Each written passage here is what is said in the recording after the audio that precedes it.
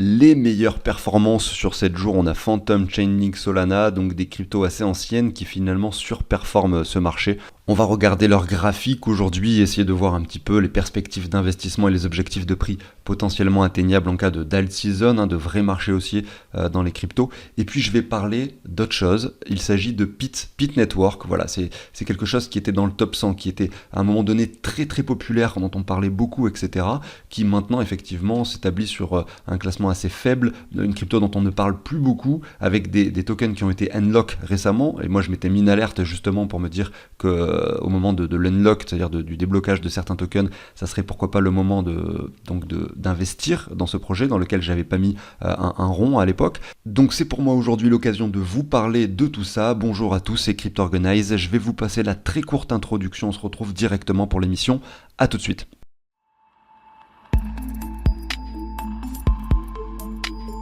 Alors, deux choses avant de débuter, il y a un groupe privé CryptObjective qui est finalement complètement lié à la chaîne, sur lequel j'interagis avec des personnes, que ce soit débutants, moins débutants, pour répondre aux questions, pour essayer simplement de communiquer, de s'entraider sur un chat, et sur lequel ici vous avez plusieurs sous-groupes dans lesquels il y a les crypto-pépites, les actualités, les airdrops. N'hésitez pas à le rejoindre, il y a un prix pour l'instant encore assez faible qui augmentera à l'avenir, donc n'hésitez pas à jeter un œil à tout ça, vous avez les infos dans la description. Deuxième chose, je vous partage un outil d'investissement sur lequel les prix des crypto-monnaies s'actualisent en temps réel jusqu'au top 2000. Vous rentrez simplement la crypto et vous avez le prix toutes les heures, ça s'actualise avec un petit programme informatique. Vous allez mettre vos plateformes, vos cryptos, les quantités et vous savez où vous en êtes, combien vous gagnez, vous perdez par rapport à ce que vous avez investi, votre plus-value. Si vous voulez faire les déclarations d'impôts, il y a tout qui est inscrit finalement avec les intitulés exacts de ce qu'il faut mettre dans la déclaration d'impôts. Donc n'hésitez pas, si vous voulez en savoir plus, également à vous renseigner. Dans la description, vous avez tous les liens pour ça, également le lien qui vous permettra de l'acquérir. C'est parti, on débute avec le Bitcoin rapidement qui se comporte très très bien puisqu'il revient chercher les 67 000. Par contre, on a des altcoins qui ont beaucoup de retard, on le sait. Donc le Bitcoin, oui, a eu cette hausse exponentielle cette dernière année. Comme on a pu le prévoir, on était forcément en termes de temporalité assez proche d'un bottom, ça s'est vérifié par la suite. Maintenant, voilà, on a fait un x3, x4 sur le Bitcoin. On est assez proche de la première target qu'on s'était mis, donc des 81 000. Voilà, à voir ce que ça va donner. En tout cas, le Bitcoin est très très bullish en ce moment, même si on est sur une phase de latéralisation qui peut-être débute, qui peut durer un petit moment. Au niveau des altcoins maintenant, c'est ça qui va nous intéresser. Les altcoins sont au plus bas, comme je le dis, les altcoins ont énormément de retard. C'est peut-être sur ces derniers qu'il faut s'intéresser maintenant, afin d'établir pourquoi pas des plans d'investissement. On fait des plus bas, toujours plus bas, mais malgré tout on voit que ce ralentissement s'opère. Vous voyez, c'est un petit peu, si on regarde les altcoins, on peut le comparer à cette phase sur le Bitcoin. Vous voyez, lorsqu'on avait le ralentissement qui était en cours, désolé pour tous ces traits, mais vous le voyez bien ici. C'est vrai que si je vous prends cet exemple du Bitcoin, parce que c'est quand même très parlant finalement de regarder ce graphique-là. Regardez, vous avez le Bitcoin qui donc en 2022 est revenu dans la ZR, l'a cassé même légèrement par le bas, avec un ralentissement certain au niveau du prix, vous voyez, avec le RSI qui commençait à se reprendre. Je vous montre, regardez le RSI en parallèle en dessous. Il faudrait que je zoome un petit peu peut-être pour que vous puissiez mieux voir ce que j'essaye de vous dire. C'est que vous aviez un RSI sur le Bitcoin qui se reprenait légèrement avec un cours qui descendait toujours plus bas avant que finalement on touche le point bas. Et si je retourne maintenant sur l'altcoin dominance, c'est exactement la même chose qu'on est en train de vivre. Et quand les altcoins se retourneront, c'est à ce moment-là que vous verrez votre portefeuille prendre de la valeur pour de vrai, évidemment. Et regardez, si je prends ce graphique, ce qu'on observe, c'est que là, regardez le RSI, enfin ne fait plus de plus bas, le cours ralentit également, et le bottom, j'en suis convaincu, est assez proche. Est-ce que c'est maintenant plus bas? Est-ce qu'on va réintégrer un peu plus profondément cette ZR? Je ne sais pas, mais en tout cas il est proche. Donc c'est pour ça qu'il faut absolument s'intéresser aux altcoins en ce moment. Et finalement, oui, l'Ether a beaucoup de retard, mais si on regarde le top des altcoins, on a quand même sur ces 7 derniers jours, Phantom, si on regarde le top 100, c'est Phantom qui performe le plus, après c'est Chainlink et Solana. Moi je vais retenir Chainlink et Solana parce que ça va nous intéresser, parce qu'on va parler ensuite de Python, et Python finalement c'est à la fois un projet qui est concurrent à Chainlink, et à la fois un projet qui est sur la blockchain de Solana, et son prix est extrêmement bas. Il y a eu un réel engouement pour ce projet, c'était aux alentours du mois de mars 2024, donc c'était assez récent, mais depuis ça retrace fortement. C'est un projet très récent, donc il n'y a pas d'historique graphique qui vont nous permettre finalement d'avoir une réelle bonne analyse pour un achat. En revanche, on va parler du déblocage justement des tokens de Python, et du fait que pourquoi pas en ce moment même, ça peut être hyper intéressant d'en acquérir. Mais avant ça, je voulais vous montrer les trois graphiques. Celui de Phantom, donc d'une part, je vais reprendre les trois plus performants de cette dernière semaine. On va prendre Phantom. Et Phantom, c'est vrai que on en a parlé quand même plusieurs fois ces derniers mois. Pourquoi ? Parce que on a cette latéralisation qui est magnifique, on a ce W qui est magnifique, qu'on a cassé finalement par le haut. Regardez, je peux vous mettre la neckline, la cassure de ce W à cet endroit-là, avec cette bougie finalement. Derrière, on continue la hausse, pas finalement de perspective d'achat, mis à part sur cette... Si on devait zoomer ou se mettre en daily, on verrait que finalement la semaine d'après, on est revenu chercher la neckline. Mais c'était assez short, c'était pas forcément facile à saisir. Sauf que ce qui s'est passé ensuite, c'est qu'on est allé chercher un point beaucoup plus haut, 1,23$, donc par rapport au prix sur lequel il y a eu une accumulation, on était sur 2-3 fois supérieur, et derrière ça retrace de nouveau. Et là, vous voyez qu'on vient chercher la neckline, non pas une reprise, mais si on prend les autres bougies qui finalement sont à côté, on l'a touché 1, 2, 3, 4, 5 fois. Et là, ça se reprend depuis cette semaine, et la semaine précédente aussi, avec un chain link, un Phantom qui se reprend. Et franchement, ce graphique, il est vraiment très joli, il est même magnifique. Évidemment, l'achat parfait, c'était là sur la neckline. Maintenant, c'est presque un peu trop tard, mais juste pour vous dire que voilà, on a un exemple graphique hyper pertinent ici, et que derrière, si on vient finalement casser ce précédent sommet aux alentours des 1$, à savoir que là, on a quand même une forte résistance au 1$, c'est quand même le niveau sur lequel on avait pas mal on a eu plusieurs supports à l'époque, en 2021, lors de l'euphorie, avant de le casser par le bas, donc ça va être difficile de casser ce niveau, mais si ça arrive, peut-être que cette crypto peut vraiment bien se comporter. Et si on regarde l'ensemble des cryptos du marché, Phantom fait partie des cryptos qui se comportent le mieux, bien sûr, on le voit sur ce graphique, en tout cas qui a la meilleure construction, bien sûr. Donc, très intéressant, je vais vous passer la deuxième que je voulais vous montrer, donc le Link. Alors le Link, pareil, on en a parlé beaucoup de fois, notamment pendant cette phase d'accumulation qui est juste extraordinaire, puisqu'on naviguait simplement entre les 6 et les 7. Autant vous dire que c'était un moment où tout le monde disait que Link c'était un stablecoin parce qu'il ne faisait rien, il ne variait pas, il ne montait pas, il ne baissait pas, il n'y avait rien d'exceptionnel dessus. Et quand on parle de ça en général, quand une crypto ne fait rien pendant des mois et des mois, alors qu'on a par exemple des mêmes coins qui font par exemple des fois 1000%, des fois 10, des fois 20, etc., ou qu'il y a des euphories ailleurs, tous les gens qui avaient du Chainlink pendant cette phase ont vu pendant cette phase également d'autres cryptos performer énormément et se sont rués vers ces autres cryptos au mauvais moment, et ensuite ils se sont tapés la baisse, et derrière le Link a performé, et puis voilà, ils ont raté cette hausse parce qu'ils ont revendu pendant cette phase d'accumulation tellement longue et tellement ennuyante que voilà, on avait qu'une envie, c'était de revendre le Link. Sauf que derrière, il performe, il passe des 6 aux 22$, il retourne sur cette phase des 14$. Aujourd'hui, on remonte légèrement vers les 16, mais voilà, c'est un graphique magnifique qui ne mérite pas forcément d'investissement à l'heure actuelle, parce que malheureusement, il est également pas mal monté. Pour le coup, Phantom, je pense, est beaucoup plus intéressant en termes graphiques pour imaginer un investissement. Si on devait faire un plan ici, moi, ce que je me dirais, du Link, j'en ai déjà,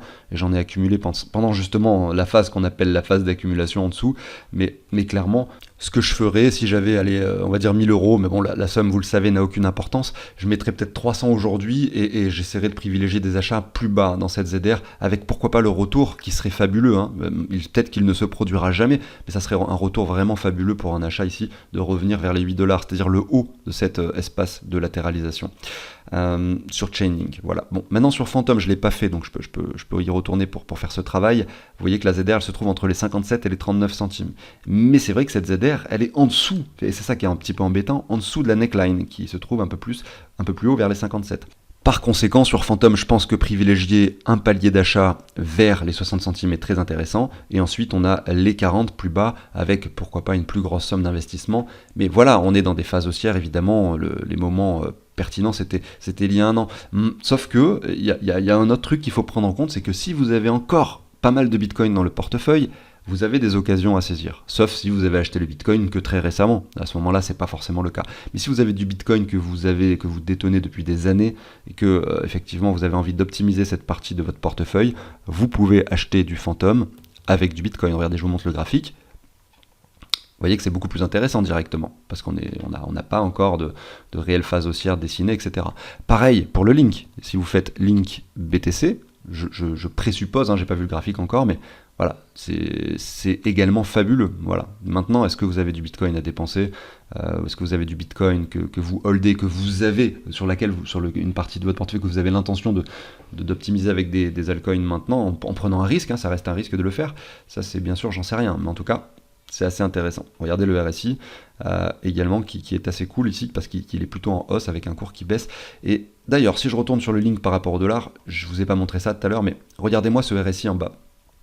Je vais essayer de... Alors, je sais pas... Ouais, regardez le RSI, il est vraiment en tendance haussière, hein, mais pendant toute cette phase d'accumulation était exceptionnelle, vraiment. On en avait parlé pendant toute la période, hein, mais c'était exceptionnel parce que le RSI était vraiment en train de nous indiquer que potentiellement le retournement allait être violent par la suite. Et c'est ce qui s'est passé quand même, même si on est venu résister sur les alentours des 22 $, ça a quand même été très important au niveau de la hausse. Dernière crypto dont j'aimerais vous parler avant de vous parler de Pit, il s'agit de Solana évidemment, mais Solana c'est juste incroyable son graphique, il revient, si on reprend son sommet de 2021 et son bottom ici de 2022, il revient clairement en haut de la ZR, point sur lequel nous avons résisté. Vous voyez que des fois c'est quand même très, très intéressant de voir qu'on vient s'appuyer précisément sur ces niveaux de Fibo qui sont... On le sait, hein, très pertinent, on le voit en tout cas depuis le temps qu'on fait des analyses ensemble, on peut l'observer assez régulièrement, pour ensuite retracer, revenir, donc passer des 209, on est venu chercher quand même les 120 $, et là on se reprend petit à petit sur Solana, mais on n'entame pas forcément une phase où on va se dire que voilà, ça va aller chercher la lune directement. Pourquoi ? Parce que, regardez le RSI là, contrairement aux autres cryptos que je viens de vous montrer, est plutôt baissier, la hausse a quand même bien eu lieu. Ici, on a un RSI qui redescend, avec une divergence qui est confirmée. Là, on revient chercher des niveaux qui sont assez dangereux sur Solana. J'ai déjà saisi beaucoup de reventes.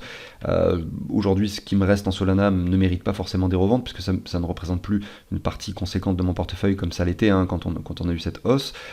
Et ce qu'on voit, c'est qu'on revient donc... bon, là, c'est pas très clair, hein, parce que, pas comme d'habitude, je fais pas des analyses très très propres, je dois l'admettre, mais regardez, on revient quand même entre les 175 et les 190, ce qui est concrètement la zone de rechargement de short de ce petit espace de prix, avec un RSI qui nous avait dessiné une divergence confirmée les semaines qui précèdent.